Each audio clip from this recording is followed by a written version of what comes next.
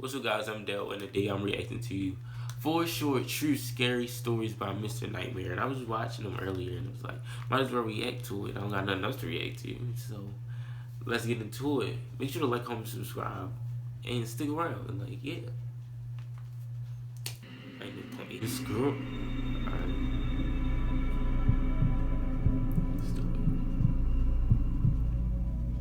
It was a Friday or a Saturday night. I'm scared. I was pre-gaming with some friends at my apartment before going out to a bar in town. One of my friends called the Uber, and we were all pretty drunk, laughing and being loud with typical drunken banter. We got to the bar, and no line that night, surprisingly. At some point in the night, I asked for a girl's number who I'd been talking to. When I went into my pocket to get my phone, I realized I didn't have it on me. I checked all my pockets and confirmed this. I tried retracing my steps in the bar and asked each bartender if someone turned in a phone. I didn't remember even using my phone the whole time I'd been out, though. I stepped outside the bar with one of my friends to use his phone to call mine. Someone picked up on the other end. I heard the fiddling of the phone, but they didn't say anything. I said, "Hi, where do you find this phone?" Just breathing on the other end. I asked them if they were at the bar, but they hung up on me. I looked at my friend and tried calling again. They're playing games. Went straight to voicemail, though. I tried using Find My iPhone. Right, give me my shit. That feature switched off. Like, why are you playing games? I want my phone. This was a pretty sobering experience. There was no way I could have fun knowing my phone was stolen. Right. Weird ass. My friends told me just worry about it tomorrow. Go to the police station and get their help in tracking it. I went home early that night. I put a couple slices of bread in the toaster before bed. Found my phone on the kitchen counter. Hey, excuse me? It didn't make sense. I signed into it and checked my recent calls. And indeed, someone accepted the call, and it lasted for 25 seconds. Someone had been in my apartment to accept the call. That much was clear. I flipped the place upside down looking, screaming for whoever it was to come out from where they were hiding. Of course, this had a lot to do with the liquid confidence from drinking so much that night. I finally called the cops. Considering there was no real proof of any forced entry, and places to hide are basically non-existent in this apartment, they couldn't do anything besides a police report. Nothing seemed to be missing from my apartment. That's scary. Going to sleep that night, knowing someone had been in my apartment, or even worse, might possibly have still been in there with me. Right, you need to get a the gun. most uncomfortable night of my life. A Glock. A Mac 40. That was it. Oh, story number 2. I was 17 years old, and this happened on a late summer night. My dad and little brother had gone to a Boy Scout campout. My dad was one of the Scoutmasters. I was home alone with my mom for the weekend. She was already in bed at this point. It was about 2 in the morning, and I was just finishing up my late night. Yo, my light's I fucking had to up. go to the bathroom one more time before going to sleep, though. Sitting on the toilet playing games on my phone, I heard the faintest little tap on the bathroom door. Dummy. Mom, was that you? Let me turn. I yelled. Yo.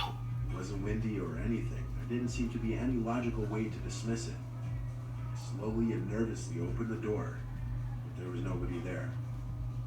However, my bedroom door was now shut. Yo, I'm certain I hadn't shut it. I went over to my mom's room and told her that I thought somebody was in my room. She didn't take me seriously, told me that she didn't know what to tell me. I tried to convince myself that maybe I did shut my door.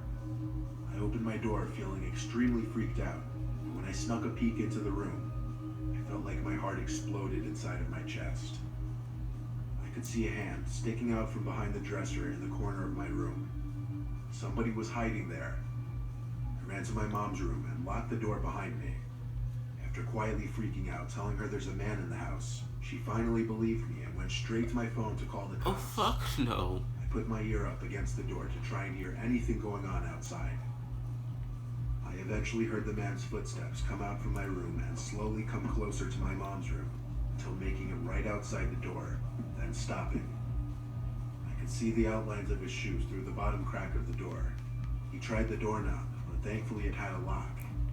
It seemed the lock was enough to persuade him to give up, because I heard him stomp down the stairs and out the front door. Damn, I lazy. hurried to the window to see which No way the man was drive, no heading. He motivation. was already What was gone. his point? What was his point? What did he accomplish? Story 3. Like, whatever, I guess. When I was younger, 10 years old at the time, my mom had just started letting me stay home alone. We had been watching my mom's friend's dog while they were on vacation. Fun. My mom worked weeknights, so she told me that they would come around back since the dog's cage was right next to the back door, and that I would have to let them in.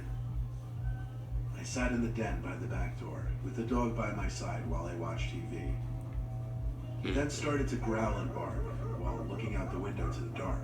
Ooh. I tried to see what he was barking at, but it was too dark. Of course, I assumed it was my mom's friend coming to pick up the dog. I went over to the door with the dog following me and turned on the patio light. I couldn't see anyone out there at first, but the dog was still barking. I made sure to peek at every corner of the yard, but then I saw someone at the garden by our shed. I wouldn't be out there. It looked like my mom's friend. He seemed to be bending over, picking something up. I assumed she was admiring my mom's garden or something logical. I then received a disturbing phone call. I prioritized answering the phone, as my mom was strict about me always answering the phone when I was home alone. Right, nigga. Answer that phone, boy. I left the dog to continue barking by the door, as I picked up the phone, hoping it was my mom.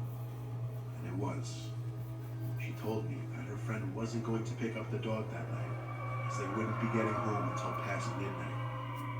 I began to stutter, as the pure horror prohibited me from speaking coherently. What you said? I managed to finally blurt out that someone was in our yard. My mom started screaming like a lunatic. She told me to get up to my room, lock the door, and hide under the bed while my mom called the cops. Hurry the fuck up.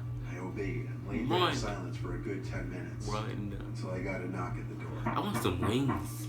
I sprang up and out of the room, making it halfway down the stairs. I saw a face looking in through the window of our front door. This face, a guy, staring right at me. A face so unsettling that it disturbs me thinking of it today.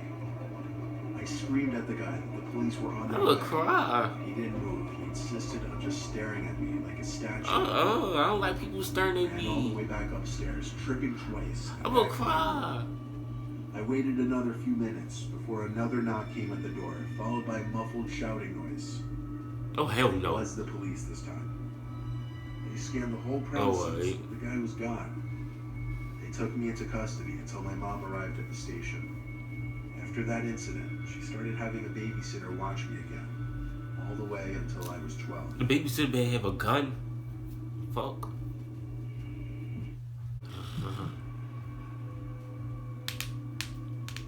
A long time ago, my girlfriend and I were looking for a private place to be alone together since our parents were always home. There was a vacant house on the corner of our block that hadn't been owned for years. The back door was always left unlocked. I would know because my friends and I had been in there before. We went in through the back, but before we could even get upstairs, there was a knock. Not the vacant house. We looked at each other with worry. What if someone had caught us sneaking in?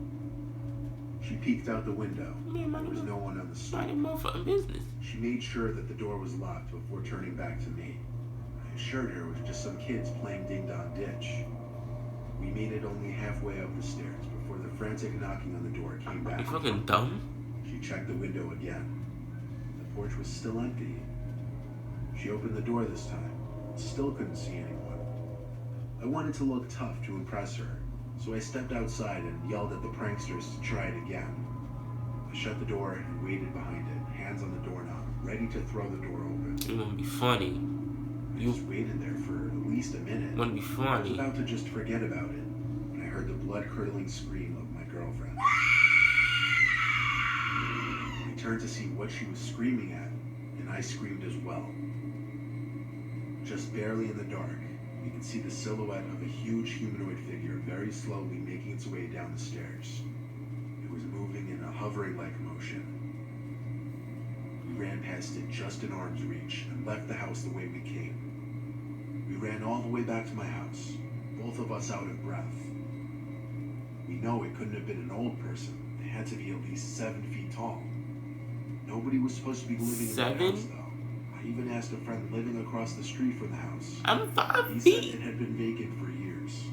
The ghostly way the figure moved made it all the more disturbing. I would have got ripped in We half. both agreed to keep quiet about this story.